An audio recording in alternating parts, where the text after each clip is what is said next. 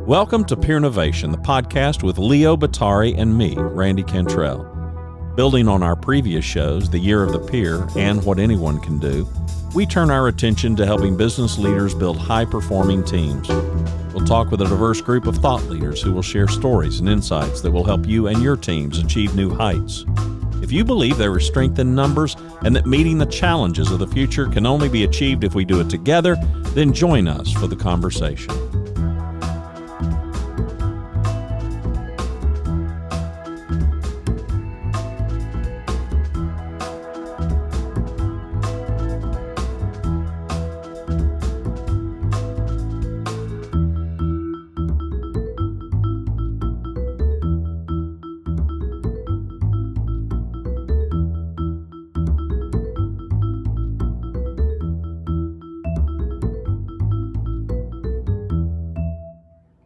We welcome you back to another episode of PEERNOVATION. PEERNOVATION.co is the website.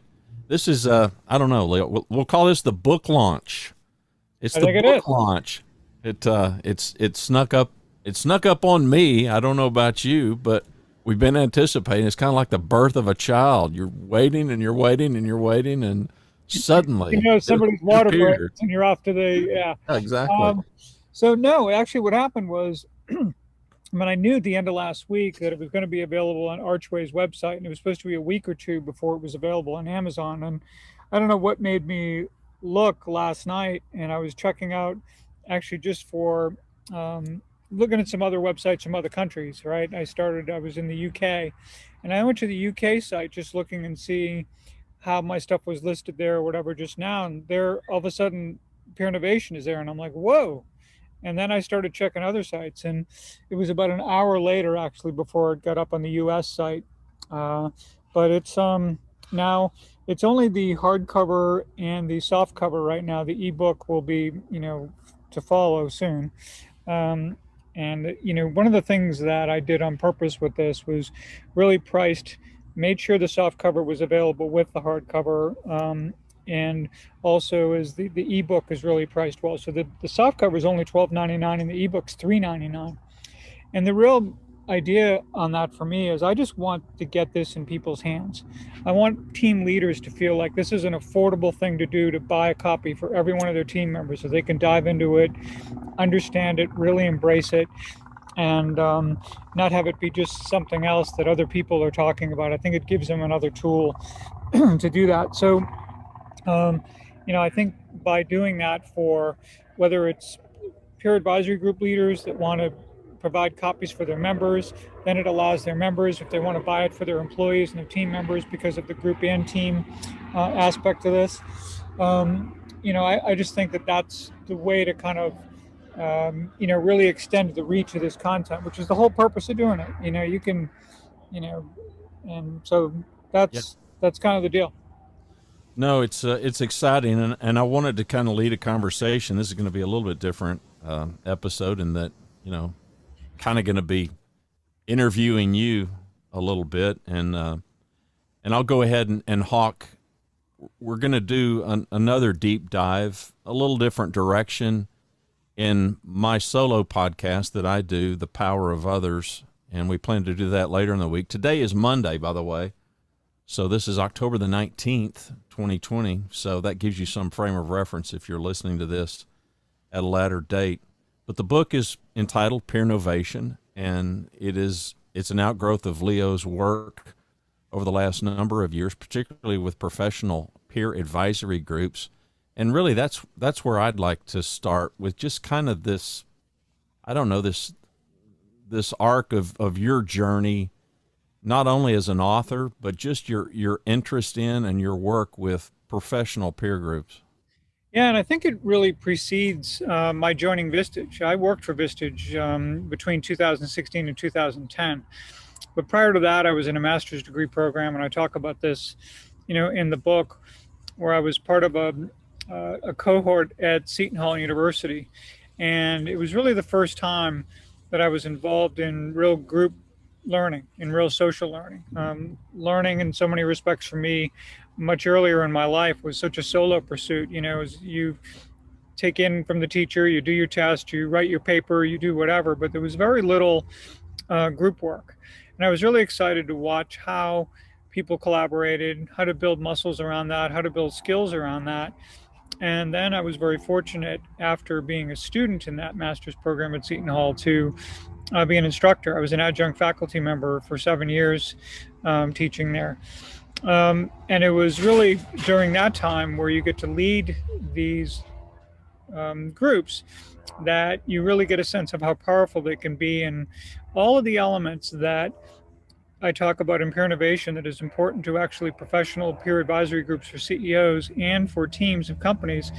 You've all got the same things working. It was always fascinating to me. So by the time I got to Vistage and people were saying, oh, this peer advisory thing isn't always easy to grasp, I felt like I got it right away. I felt like I had been involved in it already for many years prior.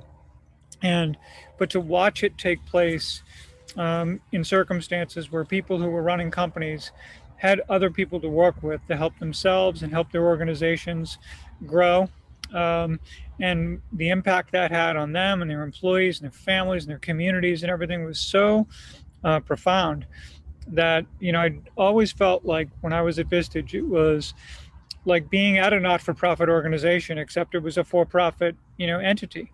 But it was very mission-driven in that regard, and I really, enjoyed that aspect of it. And so much so, I think, that during my time there, where I was heading up, corporate communications and brand communications at the time, and there was an aspect of the process we went through when we did a brand refresh, I'll say, in late 2012. And during that time, conducted a lot of focus groups with CEOs and key executives and all, and we'd ask them all the time, hey, how do you learn? How do you grow? How do you bring new ideas into your company? What do you do when you don't know the answer to something, or when you're afraid of something, or whatever? And they'd say, well, I read books, I hire coaches, we get consultants involved when we need them. I might go to executive development programs at Harvard and Stanford.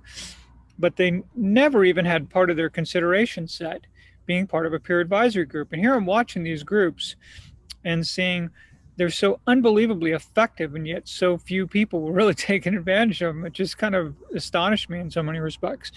So it was in 2015, probably early 2015, when I had first spoken with the CEO, and we approached the board about the idea of, look, here you are at Vistage trying to sell a Mercedes to someone who doesn't even know what a car is.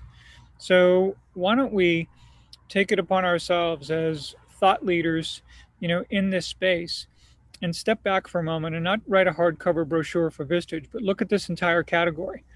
So I spent a good year and a half. And, again, Leon Shapiro, who was the CEO of Vistage, was working with me on it, of course, at the time. And, but we looked really hard at everybody, at YPO, at EO, at TAB, at, Renaissance, at different peer groups here in the US and around the world. And it was really during that process that we found two things that were really important. One was what we coined as the learning achieving cycle. This is what I think is absolutely the centerpiece of what makes great groups and great teams really successful. And it's really about learning, sharing, applying, and achieving, and having a robust cycle of being able to do those things, recognizing that we learn better when we learn together. When we do, we give one another the encouragement and the courage to act on that learning. And then when we act on that learning and get great results from it, it's something we want to repeat. And I think great groups and teams are committed to doing that. Of course, what doesn't take rocket scientists to figure out is you can't just throw a bunch of people in a room and have that happen automatically in some way. So this is where the 5 factors came into play, where we really learned that it really takes the right people. It requires psychological safety. It has to be a focus on productivity, because if people don't feel they're being productive and getting great results, it's not going to be something they're going to see as worthwhile. Accountability became a huge part of it, and not accountability to the leader in the group, no matter what group we studied, but it was accountability of member to member. And then, of course, it really came down to also having leaders who were servant leaders, who, in addition to being there to support the success of any group or team, they're also there to be a steward of those other 4 factors, because it's not like psychological safety is some kind of destination. You don't get there and check off the box and say, oh, we got that, now we can move on. That's not how that goes. You have to be constantly attentive to it. So I think once we got to that place with the work and really were able to kind of place a narrative around it and even codify it a little bit, I think it brought some clarity to some things. And again, it's not like we were the only book that's ever been written about peer advisory groups, but to the extent that we contributed to the body of knowledge there, I think was really worthwhile. And, obviously from there, I spent 4+ years having developed a workshop, based on a lot of our findings in the book, to pressure test that, to watch those findings evolve from the perspective of how valuable this learning achieving cycle and these 5 factors are to a group, but also to see their incredible relevance to high performing teams. And that was the big aha from the perspective of, wow, if we could actually take this formula, if you will, this framework, not a prescription, because it's very much about providing people the tools and the space and the ability to talk about what they want for themselves, what's best for them, what's best for their organization. And I think that's what makes it work so well, and why it's been so effective for the teams that I have worked with on it. Before we hit record, we were talking about the popularity of the 5 dysfunctions of teams, and I guess that's, I don't know, for lack of a better phrase, kind of a yin and yang approach here. As you think about that work, which is, a seminal piece of work, and the 5 factors, what are your thoughts? Yeah, I think in some respects, the comparison begins and ends with the number 5.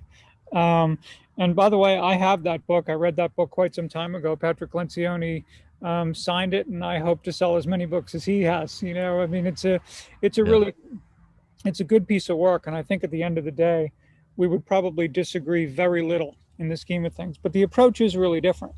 I mean, if you think about 5 dysfunctions of a team, of course, they painted the picture through the idea of the fable, which he's really great at doing. But then you look at those 5 dysfunctions, it really starts there when it's kind of what's wrong, right? What goes wrong when you don't have trust? And when you don't have trust, and by the way, that trust he talks about is kind of this vulnerability-based trust, which is really what we would absolutely call psychological safety today. I think there's very little difference between what he was referring to then and what we speak of today with teams. But then when you don't have trust, and then all of a sudden you have a fear of conflict, and then when you have a fear of conflict, you don't always get the commitment you want. And when you don't get the commitment you want, then there'll never be any accountability. And when there's no accountability, then no one even cares what the results are. And you can imagine the shit show that becomes, right? So, and I think he shined a light on how important all those things are to a team, and which I think is great. Our approach tends to just kind of walk through a different door. This was looking at processes that peer groups have been using for a long, long time and figuring out what relevance do they have to high performing teams. And I think what is really valuable about our model is that it is a reinforcing loop.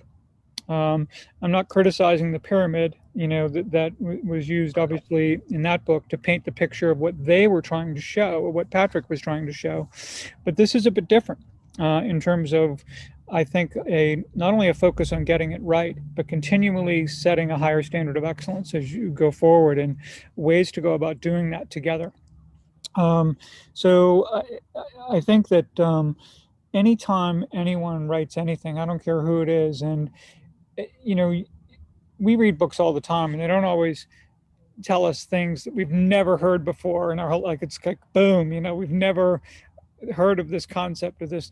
Most of the time, it is often someone who just frames things in a certain way, where someone who's reading a book or seeing it on film or video or whatever, they've heard it 1,000 times, but it just happens to connect with them in just the right way.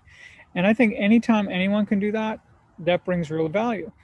So some people will definitely go through, peer innovation, and they might say, well, I've heard about this and I've read about that and all that. So I would say 2 things. A, you're not doing it, chances are, because that's why, you're kind of struggling or doing whatever. But also, I just think there's just a real perspective on this that is about what resonates with you. And if it resonates with you, if this is something you think at the end of the day you can commit to and you'll do and you'll believe in and make it part of not what you do, but out of who you are and how you see things, then you've got a chance, I think, at, again, another conversation we've had many times is talk about this idea of habits. People can be great at starting off things, but how do you really embed it, into habit in your life? I'm actually working with a great firm, out of the Netherlands, who's developing something with me right now, and we're actually really close to the end of it, which allows for people really being able to create the kind of habits that keep that reinforcing loop going in a very powerful way. And so that, I think, is really exciting. And by the way, on the front end of that, I'm working on being certified in Squircle, which we had Francis Scholl as a guest on our show. It's a very new type of assessment. But for me, it does two things that really complement the work around peer innovation. One, it gets us thinking beyond just looking at data and not recognizing everything else around us when it comes to our intuition and our instincts and our willingness and ability to deal with ambiguity and to be adaptable and all those things. But also, I think Squircle helps us appreciate one another well. We know that great teams are also a product of really great relationships, and that's another factor that's part of it. So, as I see things going forward, I see taking this amalgam, if you will, of Squircle, of this peer innovation framework, and this idea of habit building, and really creating something that's sustainable. Because the last thing you want in doing a workshop on peer innovation is great, and it can be really helpful, great start. And if we continue working together, that works out well. But I'd love to be able to do something that someone doesn't feel like this is a one and done, that this is like the thousands of workshops out there where there's no mechanism for being able to have it continue. So that's really important to me, that people just don't do this and then I walk away and I never hear from them again and get paid and whatever. I really want to make sure that we're making a difference in their organization. And quite frankly, we're just trying to put everything in place right now to do that. And I'm really feeling great about, what that looks like right now. Yeah, well, you and I have talked away from the show about just my coaching practice and some of my frustrations when, when an engagement ends. And it's not the money thing, and it's not so much the client relationship, but it's, to your point, it's wanting their success, wanting their growth to continue. And I think that is it's a super valuable journey, as I've watched, from the power of peers to what anyone can do to now this book, PEERNOVATION, of being able to give people, to your point, not a formula, not a recipe so much, but a framework that they can incorporate and make their own. And with a little bit of front end guidance, it's very much kind of a coach the coach or train the trainer so that it can be incorporated. I read The Power of Peers and had no involvement at all at the time. But as a person who had run companies, one of my first thoughts was, why couldn't this work internally? The professional peer group, and it's great and it's wonderful, and I'm hoping to get my feet wet in that arena with some groups. But my first thought was kind of, I think, largely your aim here of teams, high-performing teams that want to be high-performing teams, of the internal incorporation of these methodologies and this framework for people to bring into companies. What's the hurdle there, to be blunt?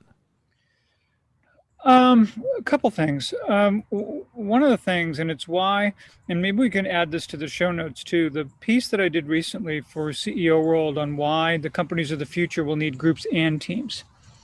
And in large part, fundamentally, and this is not going to be a shocker to anyone, when we're in sports, we have practices, and we go to practice and we work on our individual skills, we work on our team skills, and we go into a game situation. In business, it's game day every day. You just show up and you're there and you're playing all the time. Um, Rarely do you get better doing that. Rarely are you going to learn and grow and add new things if you don't have a mechanism of some sort to bring that forward, if you don't have a practice field somewhere.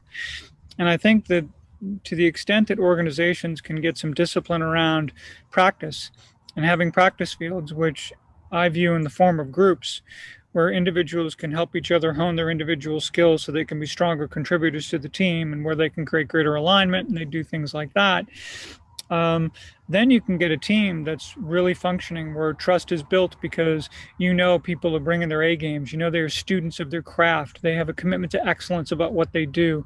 It creates an entirely different, I think, mindset and finally different culture for a company. But until we kind of embrace the idea that maybe we can't just show up every day to work and wing it, having some practice fields and having some, and look, it's not like people aren't committed to learning and growing.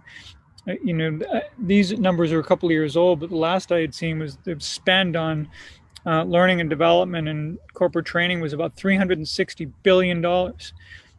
For my money, that's got to be, I would imagine, I certainly don't have any facts and figures on it, but I can't imagine anyone getting a worse ROI on a spend than that. And it's largely, again, it's not the quality of the content or the trainers or the programs or anything. I'm sure it's all excellent. The fact is, though, that you cannot get individuals and teams to be able to really make it part of how they work going forward without having a mechanism to do that. Otherwise, it just becomes training, and you just get sucked back into your whatever you missed while you were gone at training, and then your those good ideas start to just go off into the ether, and it's a real problem. So I think we've got to make some commitments around that in terms of how we spend our time and how we be smart about spending our time. From the genesis of the power of peers until now, whether it's about the 5 factors or anything else related to this whole notion of high performing teams, high performing groups, the 5 factors, whatever it may be, what kind of eureka moments have you had along the way that stand out? Well, one of them certainly is a leader being a part of the team, not being apart from it, and recognizing that that was more than just a good sounding line and just semantics. It really matters. It changes everything in terms of the way a team win and loses as one, or it's the leader on one side of the table with the employees and the team members on the other side of the table. And where its biggest impact, I think, is in the nature of what accountability looks like.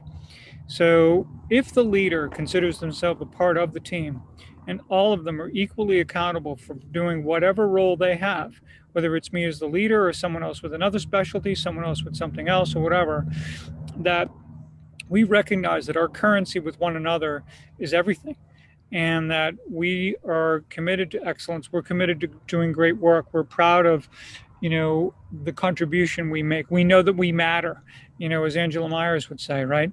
And I think when you have those kinds of circumstances with a team, I think it makes all the difference. The challenge of a leader to take on that mindset is what? Oh, so some real humility, number one, and some real courage.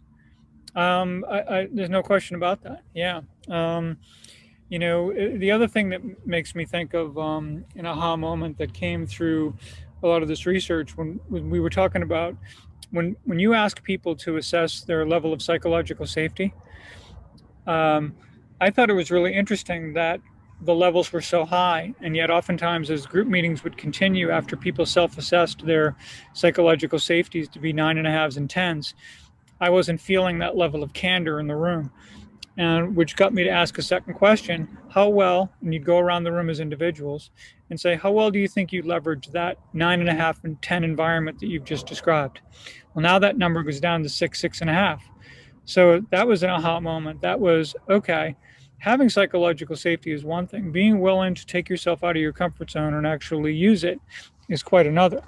And I think the added element to that with teams is that, in a group situation, you don't have the same consequences, right? I mean, you're in a group, Right.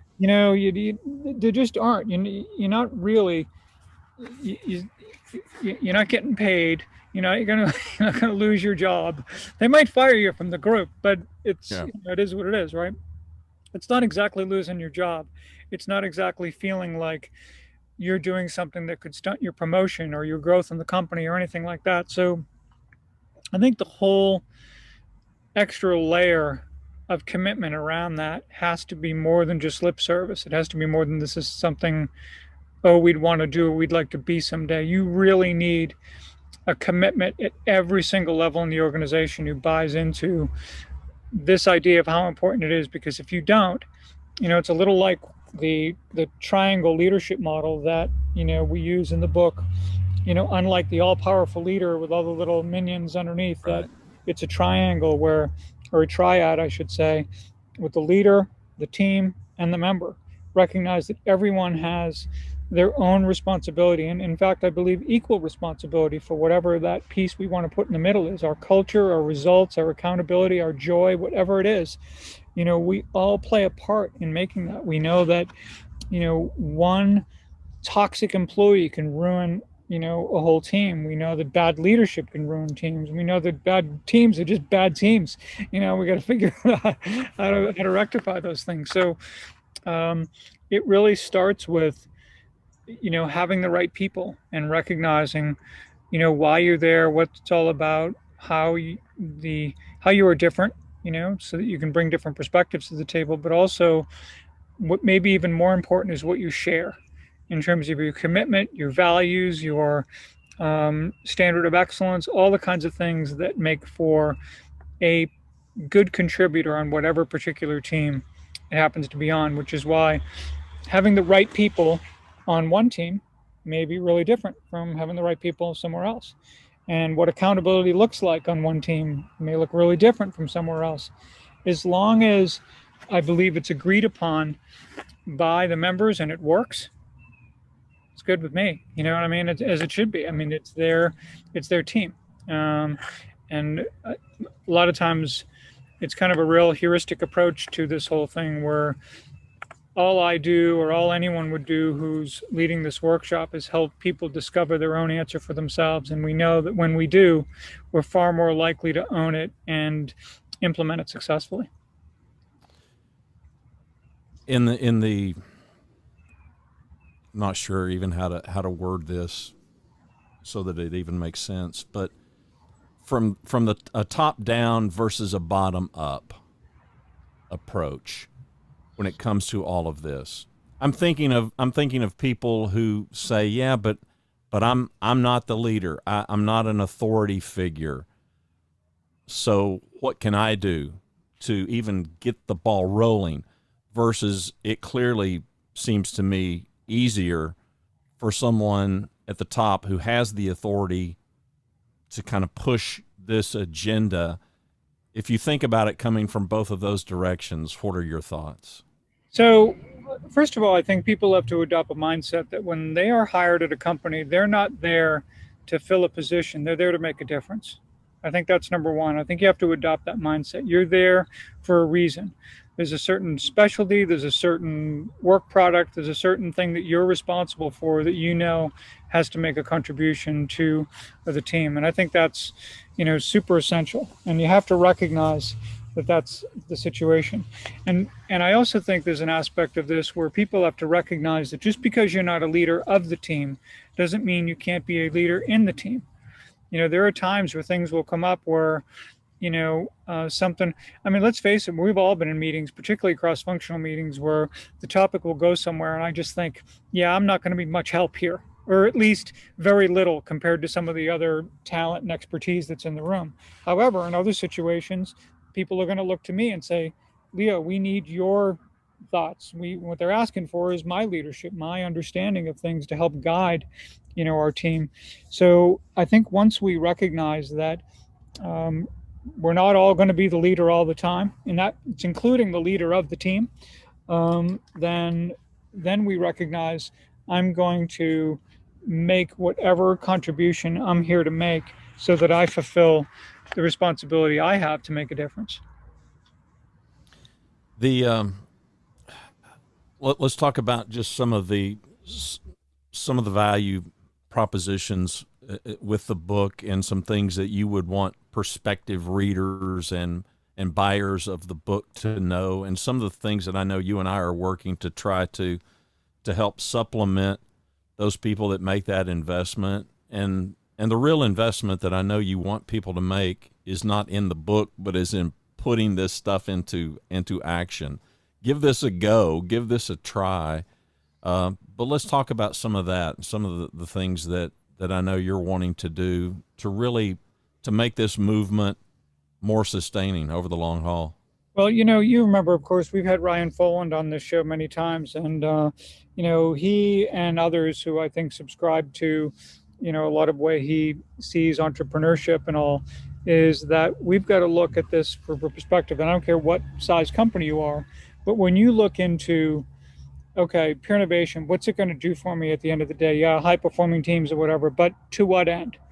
And I think that this is where, I want people to understand that there's some very specific contributions that can be made here. I think one of them, for example, and we talked about it already, is learning and development. I think if you actually want to take that huge spend you're already making in learning and development and actually get some value from it, I think adopting the principles that we talk about in PEERNOVATION would be hugely helpful. I think if you want to get strategic alignment or alignment behind any strategic initiative, which depending on the research has a failure rate of anywhere from 65 to 90%, not because people are stupid or plans are bad or anything like that. I feel like Mike Pence, I have a fly on my head. And I'm going to stand up actually. Yeah. Rough here.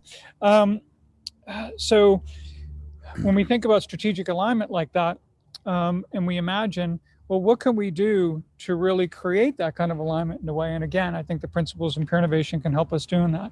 Everyone's doing a lot talking right now about, as they should be, the value and importance of diversity and inclusion. For a long time, we've gotten the diversity part and made great strides there, and yet the inclusion part, not nearly as much. So again, this helps us because, if you think about it, it's all about how to leverage the diverse perspectives in the room. That's what great group work does. And this is what we can bring to teams in a way that can help us really access the incredible ideas and power of the thinking that our diverse teams can have. So we talked about alignment. We talked about where we are. Help me here. Learning and development. Alignment, learning and development, diversity and inclusion, and there's one other, and I'll think of it in a minute. As I'm walking around here dodging. Yeah, it's all right. You're distracted by the flies. I know. It's terrible. It looks gorgeous though, but hey, it's beautiful. Welcome to the Groundhog Day that is San Diego, California, where every day is beautiful. Yeah. Yeah, it's awesome. Yeah. And the fourth one, by the way, is if you're looking to for a culture of accountability, that's the big one. Yeah. And it's a big one too. Yeah. If you're really trying to set a culture of accountability, that's where I think these concepts really shine. So, shame on me for getting that one out of the four. Yeah, well, me too. I didn't help you at all. No, it's a huge one though. And so I think that becomes really, essential as we start looking at a lot of this work. But I'm really excited about it. I mean, I'm excited to do your podcast on Friday. I'm actually doing 2 more podcasts tomorrow. I've got some others scheduled for November, December. There's a number of our, great shows that are on C-Suite Radio that, I'm looking forward to be, a guest on a lot of those programs. I think they're have audiences that are really super interested and super engaged when it comes to this particular subject area. So it'll be a lot of fun. I expect a lot of really great questions and a lot of good dialogue with it. So it'll be awesome. Yeah, it's exciting. We've been anxiously kind of anticipating all of this for, it seems like for years, but the whole pandemic thing seems like for years. So the timing is good. And my advice to people in our listening audience that may be interested in this, it doesn't matter whether it's remedial or you're already high achieving. In my own personal practice, I have found, this is probably no shock to anybody, but the high achievers are the ones that tend to look for these kinds of resources and tools and put them to use. And so there's something to that. It's kind of amazing to me that people that are often in trouble, they're not even looking for the lifeline that could potentially help them, but it's the people that are already swimming pretty well, but they just want to go a little bit faster. Those people who are swimming pretty well usually got some help along the way. And some of the people who aren't swimming so great, sometimes they've been trying to do it on their own the whole time. There's a lot of, also, when you think about this habits piece that I'm talking about, this is where What Anyone Can Do, the second book, kind of contributes to that when it comes to looking at successful people and saying that they're not the folks that can leap tall buildings in a single bound. They're the people that do the things that anyone can do that most of us never will. But it's fine to say that. It's another thing, again, to have a real mechanism and way to make sure that you can keep those habits going in part of your life. Part of it, I think, in some respects, was addressed with the idea of people plans, and I think it's only going to be augmented further by the work that we're going to be adding to it over the next month or two. So I'm really, really thrilled about that. If you are in the audience and you have interest in Leo's work, it would help if I turned my phone off, wouldn't it? I thought that was perfectly timed, though. That was awesome. If I would have let it go a little bit longer, you would have known it was a Tom Petty song. So that's my ringtone. Apologies to our audience, but I don't know, between the SWAT teams flying around Leo and here in Dallas, my phone going off. No, what I was going to say is the website is PEERNOVATION.co. LeoBatari.com takes you to the exact same website. So I'm going to hawk your name today, Leo. So it's LeoBottary.com. If you, your company, have any interest in whether it's a keynote speech, whether it's workshops, and whether it's any other kind of facilitation that Leo and the company PEERNOVATION can help you with, please go check it out. A lot of resources over there, a lot of perfectly free stuff. We include links to Leo's writings, his articles over at CEO World, the article that he referred to earlier in the show. We'll link that up as well. And we encourage you to go to Amazon, wherever you like to buy books. And right now, softcover only, hardcover and softcover available? Softcover and hardcover are available. There's just not, for whatever reason, the artwork for the hardcover isn't there, so it's got a little thing on it. But again, it was posted last night. The ebook should be coming soon, or Kindle version, of course. And one thing to keep in mind too, at the end of the book, I do have a URL that when you get to the very end of the book, there's actually a 30-page PDF that's available for you for free. So that if you read the book and you're feeling like, hey, I'd like to kind of stick my toes in the water and run a program with my team, there's a handbook that helps you and walks you through exactly how to go about doing that. So, I like to think that, again, it's really about trying to get this content into as many hands as possible. It's not about me having to go to all of these places and do all that kind of stuff. I mean, certainly, I can envision either people deciding, hey, I just want to do this on my own, and we want to give them tools to do that and be successful at it. And on the other hand, people may decide, hey, I've stuck my toes in the water here, and I'd really like to take this to the next level, and then we can talk about doing that too.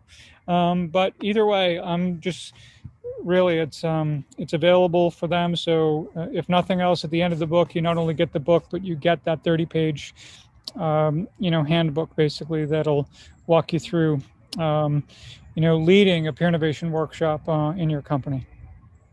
Well, good stuff, and congrats on the publication of a third book. It's a big milestone. So congrats to you. I'm happy for you. Yeah, it's still probably fewer pages than even one of Tolkien's trilogy, but what can I say? It's all right. Yeah, there's that. We appreciate the audience. Go to the website, leobatari.com, and you can find all kinds of ways to subscribe to the podcast. You can watch us over on the YouTube channel and find out everything you need to over there at leobottary.com. Till next time, thanks everybody. See you later.